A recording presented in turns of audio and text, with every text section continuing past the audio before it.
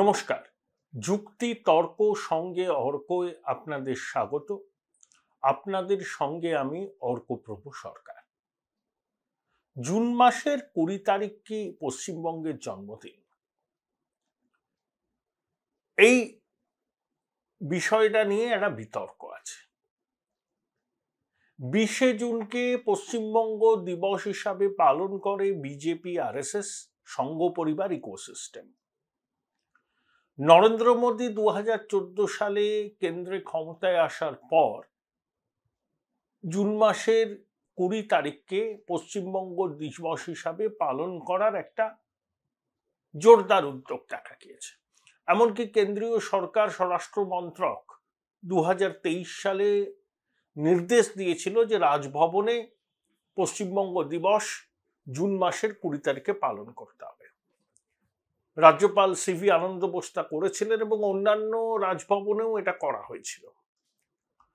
কিন্তু আমাদের শাসক দল এবং বাংলার ইন্টেলিজেন্সিয়ার একটা বড় অংশ মনে করে যে জুন মাসের 20 তারিখকে পশ্চিমবঙ্গ দিবস হিসাবে পালন করার যে ডাক সংঘ পরিবার ইকোসিস্টেম দিয়েছে তার মধ্যে লুকিয়ে রয়েছে সাম্প্রদায়িকতার বিষ বাষ্প। দেশভাগের ক্ষতকে খুঁচিয়ে তুলে তারা সাম্প্রদায়িক রাজনীতি করতে চায় এই বাংলায়। তাই মুখ্যমন্ত্রী সম্ভবত 23 সালের অগস্ট মাসের শেষের দিকে নবান্নের সভাঘরে একটা সভা ডেকেছিলেন। সেখানে বাংলার তথাকথিত বুদ্ধিজীবীরা ছিলেন, অন্যান্য রাজনৈতিক দলের প্রতিনিধিরা ছিলেন, বিজেপির লোকজন ছিলেন না। সেখানে ঠিক হয় যে পয়লা বৈশাখের দিনই ওই পশ্চিমবঙ্গ দিবস হিসাবে পালন করা হবে এবং বাংলার মাটি, বাংলার জল, এটা রবীন্দ্রনাথের গান, এটা রাজ্য সঙ্গীত হিসেবে পালন করা হবে। তো এই হচ্ছে বিষয়। দুটো পাশাপাশি ন্যারেটিভ। একটা হচ্ছে সংঘ বিজেপি ইকোসিস্টেমের ন্যারেটিভ, যাতে তারা মনে করে জুন মাসের 20 তারিখই পশ্চিমবঙ্গের জন্মদিন, বাঙালি হিন্দুরা তাদের হোমল্যান্ড পেয়েছিল। আবার তৃণমূল কংগ্রেস এবং বামপন্থী বুদ্ধিজীবী কুল মনে করে জুন মাসের 20 তারিখকে কোনো অবস্থাতেই পশ্চিমবঙ্গ দিবস হিসেবে পালন করা যাবে না, কারণ ওই দেশভাগের ক্ষত খুঁচিয়ে বিজেপি সাম্প্রদায়িক রাজনীতি করবে। আমি আপনাদের কাছে তথ্য দিচ্ছি, আপনারাই আপনাদের বিবেচনা থেকে সিদ্ধান্ত নেবেন পশ্চিমবঙ্গ দিবস হিসাবে কোন তারিখটাকে পালন করা উচিত। ইতিহাস আপনারা অনেকেই জানেন, তাও আবার একটু বলছি এই প্রতিবেদনকে যথার্থ করে তোলার জন্য। দেখুন, বঙ্গভঙ্গের সময় বাইফার্কেট হয়ে পূর্ব বাংলা ডিভিশন হয়, আবার এদিকে পশ্চিম বাংলা ডিভিশন হয়। সেখানে গোয়ালপাড়া কাছাড়কে ওই পূর্ব বাংলা ডিভিশনে নিয়ে আসা হয়। পশ্চিম বাংলা ডিভিশনের মধ্যে ছিল বিহার, ঝাড়খণ্ড, উড়িষ্যা। তো বঙ্গভঙ্গ আটকে যায়, রবীন্দ্রনাথ পথে নামেন, এসব আমরা জানি। ব্রিটিশ শাসকদের দুষ্টুবুদ্ধি কিরকম ছিল দেখুন। হিন্দু অধ্যুষিত, হিন্দু মেজরিটি গোয়ালপাড়া কাছাড়কে তারা যোগ করে দিল মুসলিম ডমিনেটেড পূর্ব বাংলার সঙ্গে। অর্থাৎ সেখানে হিন্দুরা ধর্মীয়ভাবে সংখ্যালঘু থাকে। তারপর গঙ্গা দিয়ে, পদ্মা দিয়ে, যমুনা দিয়ে অনেক জল বইছে। 1940 সালে লাহোরে মুসলিম লীগ ঘোষণা করে যে তারা মুসলমানদের জন্য সেপারেট হোমল্যান্ড চায়, পাকিস্তান। জিন্না অনড় অবস্থান নেন, দ্বিজাতি তত্ত্বের প্রয়োগ হয় এবং বিশ্বযুদ্ধের পর, দ্বিতীয় বিশ্বযুদ্ধের পর ব্রিটিশরা এক প্রকার সিদ্ধান্ত নিয়ে ফেলে তারা ভারত ছেড়ে চলে যাবে।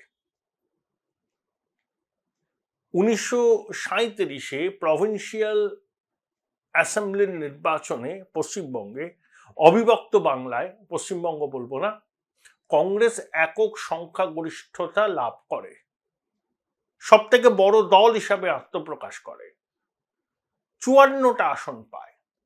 কিন্তু তারা সরকার গড়তে রাজি না হওয়ায় কৃষক প্রজা পার্টির ফজলুল হক মুসলিম লীগের সঙ্গে সরকার তৈরি করেন। সেই সরকার অচিরেই পড়ে যায়। তারপর জিন্নার নেতৃত্বাধীন মুসলিম লীগের শাসনে বাংলা চলে যায়।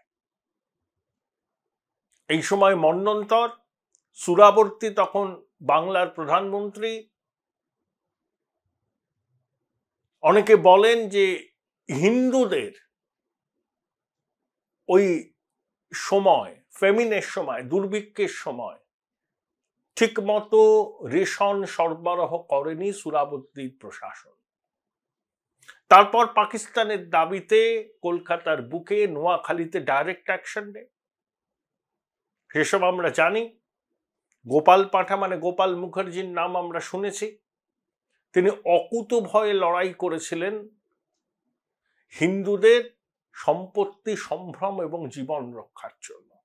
এই গোপাল মুখোপাধ্যায় বিধানবাবুরও অত্যন্ত ঘনিষ্ঠ ছিলেন। শ্যামাপ্রসাদ মুখোপাধ্যায়, যিনি কিন্তু প্রথম দিকে ভারত ভাগের বিপক্ষে ছিলেন, কিন্তু যখন তিনি দেখলেন যে ভারতের বিভাজন অবশ্যম্ভাবী, তখন তিনি বাঙালি হিন্দুদের নিরাপত্তা সুরক্ষিত রাখার উদ্যোগ নিলেন। Join Indian Institute of Hotel Management now. Right choice, right decision. Bengal partition League তৈরি হয় 1946 সালের শেষের দিকে। 1947 সালের 15ই মার্চ শ্যামাপ্রসাদ এক আগুন ঝরানো বক্তৃতা দিয়ে বাংলা বিভাজনের পক্ষে সওয়াল করেন। জিন্না যেমন বলেছিলেন যে 24% মুসলমান 76% হিন্দুর সঙ্গে সহাবস্থান করতে পারে না, শ্যামাপ্রসাদ বললেন যে 45% মুসলমান কি এই 45% হিন্দু কিভাবে 55% মুসলমানের সঙ্গে সহাবস্থান করবে। শ্যামাপ্রসাদের এই বক্তব্যের পক্ষে দাঁড়িয়েছিলেন NC Chatterjee, doctor Bidhan Chandra Roy, Kshitish Chandra Neogi, Meghnad Saha, legendary industrialist GD Birla, সম্ভ্রান্ত হিন্দু ব্যবসায়ী, চাকুরিজীবী, আইনজীবী প্রমুখ, বিজ্ঞানী, অধ্যাপক, শিক্ষক। নেতাজির দাদা শরৎ বোস এবং কিরণ শঙ্কর রায় তারা একটা প্রপোজাল দিয়েছিলেন যে স্বাধীন বাংলা, যে পাকিস্তানেও সামিল হবে না, ভারতেও স্বাধীন হবে না।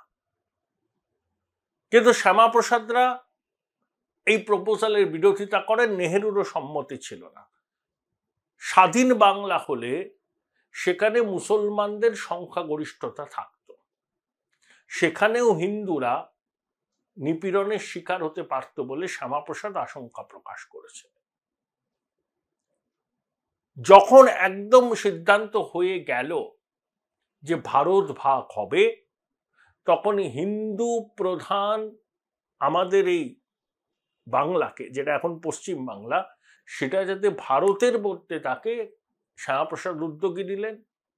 বিধানসভায় ভোটাভুটি হলো, হিন্দু সংখ্যাগরিষ্ঠ অঞ্চল থেকে নির্বাচিত প্রতিনিধিরা বঙ্গভঙ্গের পক্ষে রায় দিলেন এবং হিন্দু অধ্যুষিত অঞ্চল, যেটা আজকে পশ্চিমবঙ্গ, সেটার ভারত ভুক্তির পক্ষে রায় দিলেন। কমিউনিস্ট পার্টির দুজন বিধায়ক ছিলেন, রতনলাল ব্রাহ্মণ, জ্যোতি বসু।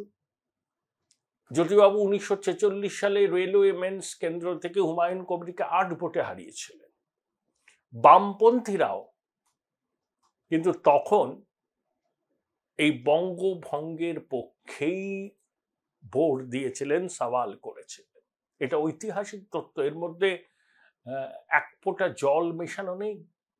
যে কেউ ইতিহাসের পাতা উল্টিয়ে দেখতে পারেন আমি যে তথ্যগুলো দিলাম সেই তথ্যের মধ্যে কোনো অসঙ্গতি, কোনো ত্রুটি আছে কিনা। তাহলে হিন্দু প্রধান বাংলার এই অঞ্চল ভারতের অন্তর্ভুক্ত হলো, কলকাতা রাজধানী হলো, পশ্চিমবঙ্গের সৃষ্টি হলো। শ্যামাপ্রসাদ মুখোপাধ্যায় তার দূরদর্শিতা এবং হিন্দুদের স্বার্থ রক্ষার জন্য তার এই পরিশ্রম তার জন্য এখনো পশ্চিমবঙ্গে হিন্দুরা মাথা উঁচু করে থাকতে পারছে। এই ন্যারেটিভই করছে বিজেপি, আরএসএস, সংঘ পরিবার ইকোসিস্টেম। তাই তাদের মতে 20শে জুন হচ্ছে পশ্চিমবঙ্গের সৃষ্টি হয়েছিল 47 সালে, পশ্চিমবঙ্গের জন্মদিন বা পশ্চিমবঙ্গ দিবস হিসেবে পালন করা। আর আমাদের শাসককুল বামপন্থী ইন্টেলিজেন্সিয়া তারা কিন্তু একটা জিনিস এখন বেমালুম ভুলে গেছেন বামপন্থীরা। জ্যোতিবাবু, রতনলাল ব্রাহ্মণ তখন দেশ ভাগের পক্ষে, বাংলা ভাগের পক্ষে সওয়াল করেছিল। কারণ অন্তত জ্যোতিবাবুরা বুঝতে পেরেছিলেন যে পশ্চিমবঙ্গ যদি পাকিস্তানের মধ্যে চলে যায় তখন সেখানে কমিউনিজম করা কিন্তু তাদের পক্ষে সম্ভব হবে না। তাই বিচক্ষণ জ্যোতিবাবু বঙ্গভঙ্গের পক্ষেই ভোটটা দিয়েছেন। এখন মমতা বন্দ্যোপাধ্যায়, তার ঘনিষ্ঠ guardian professor of history doctor Sugata Bose, তারা এটাকে অস্বীকার করতে চান। তারা তাদের ভিন্ন ভাষ্য তৈরি করেছেন।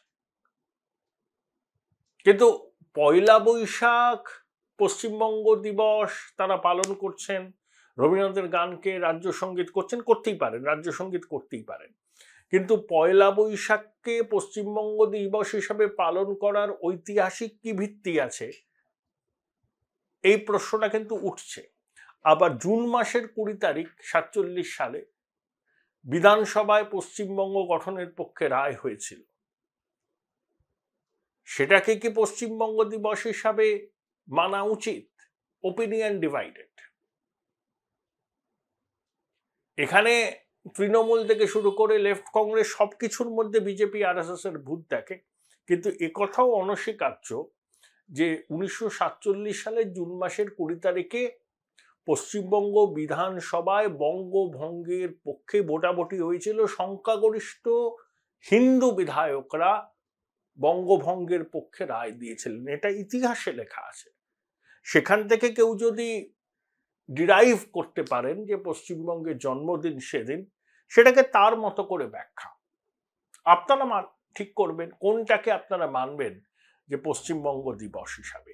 কিন্তু পয়লা বৈশাখ পশ্চিমবঙ্গ দিবস, এটা কোন যুক্তিতে এটাকে বৈধতা দেয়া হলো সে সম্পর্কেও কিন্তু বিভিন্ন মহলে সংশয় আছে।